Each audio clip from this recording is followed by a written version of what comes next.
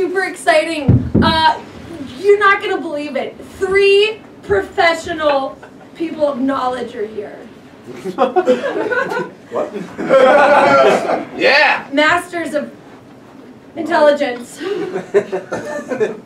So they're going to be answering your life questions. This is Topher. He is going to give you some advice. What is a job that maybe like your great-great-grandfather had, like an old-timey job? Seal hunter. Oh. You owned a granary. Seal hunter. Okay. Joe is a character from like a TV show. Like who's like a classic like character, like the best friend. Chandler. Chandler.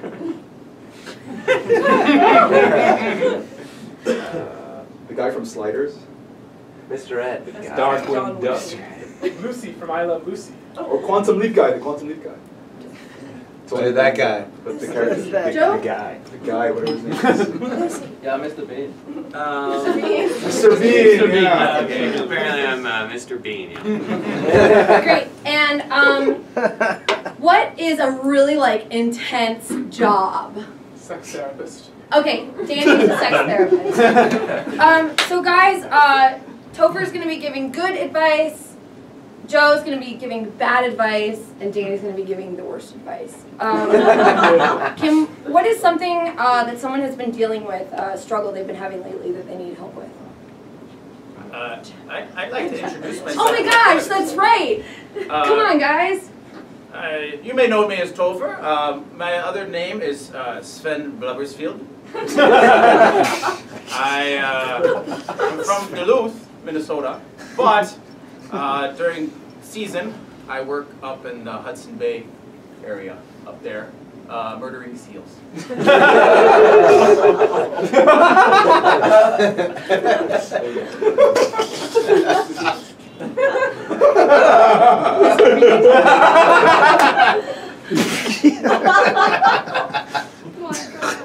Hello. I'm TV's Rowan Atkinson, otherwise known as Mr. Bean. I'm a silly sort. I usually don't talk, but that wouldn't be very helpful, would it? Hi, I'm Professor Isle. My specialty is sex therapy.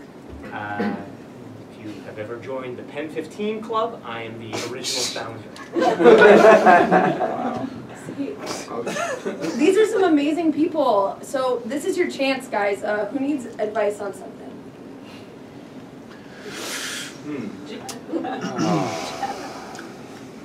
Jet lag? Okay, guys, how do you deal with jet lag? Oh, it's a great question. You know the time difference between Hudson Bay and Duluth. There isn't a time difference. But I've always been told that seal oil, a few pills of seal oil, before, during, and after you get on the flight, that'll set you right. Seal oil. Actually, if you're interested in seal oil, if you can't find that at your market, I have a card. I'll give that to you later. I take WeChat payments. Don't you have a club? Nice try. Okay, bye. Nice try. That's quite brutish. No, we cut their throats. Wow. Bean? Well, as you know, when you're jet lagged, sometimes you want to sleep in. I say go for it.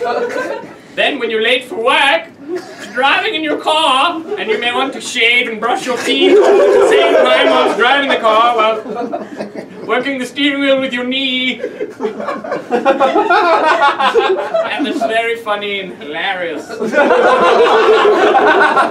Say Dave.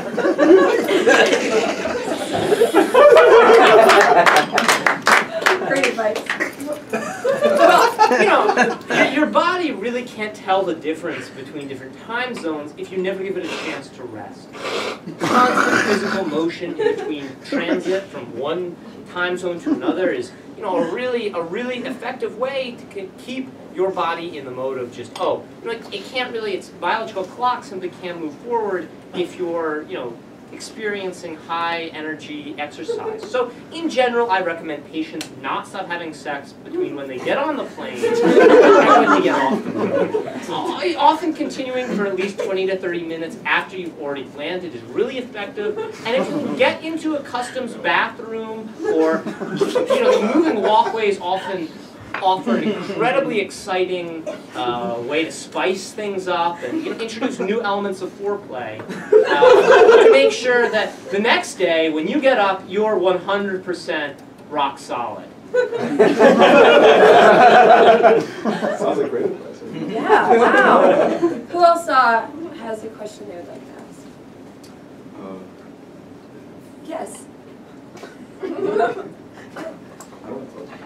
How to break up with your girlfriend Oh. in a nice way. How to break up with your girlfriend nowadays, but F6. Or some fish Well, I right think on you. it always helps if you can give her some of the positive with something negative, right? Like last time I broke up with a girlfriend, I said, baby, I'm sorry. I don't think I'm really emotionally connected to you because I'm gone so much. But here's a baby seal's head. she mounted that, and you know, I think she's very happy. Things turned out.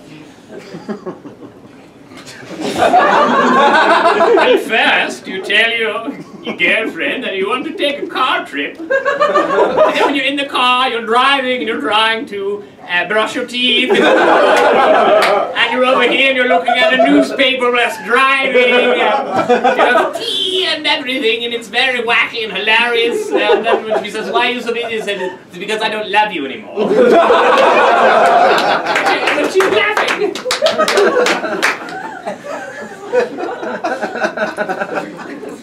You know, this is a question I deal with all the time. I have so many patients who are, you know, in a situation where the relationship was working for a while, but maybe now they've reached a point in their life where they're no longer connected to this person, either emotionally or physically, or, you know, what, some sort of combination between the two. But you know what really, really helps soften the blow and certainly, you know, convince people that, oh, you know, this relationship might be over, but there's a new beginning, which is simply, you know, having sex with a person continuously after you've already broken up. You know, people wonder about this, but really there's no better way to convince someone that you're not actually broken up than by having, you know, intercourse with them.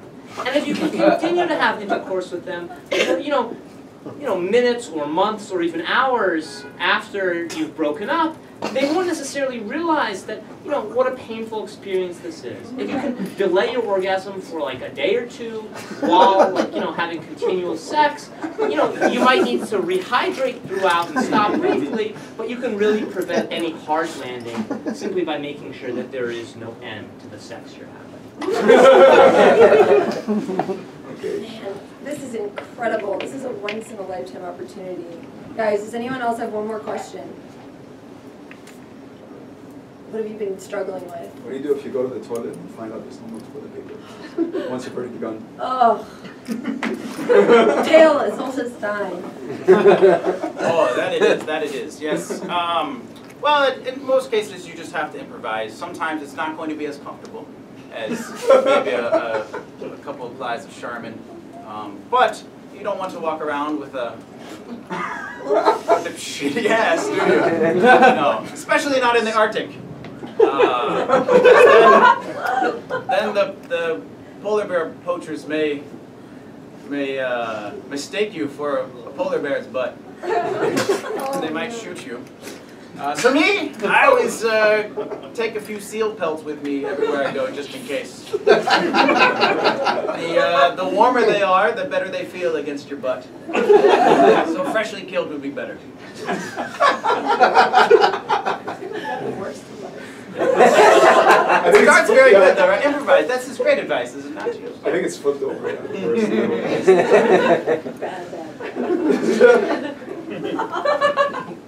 Well, You can imagine what I'm going to say. You're driving to the supermarket, with your pants around your ankles so you can't press on the gas pedal, so you have a hand down there, you're pressing on the gas pedal, trying to steer with your other leg, and other cars are passing by and can't see your head and think that there's a ghost driving. And then you're also trying to make a waffle and read the newspaper, and you're breaking up with your girlfriend at the same time, and it's like, I can't deal with this, I have a poopy bottom.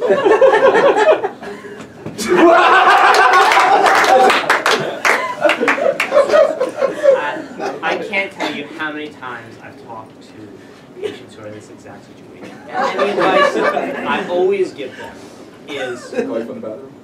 use it, don't lose it. Poop can be an incredibly great part of work. Yes!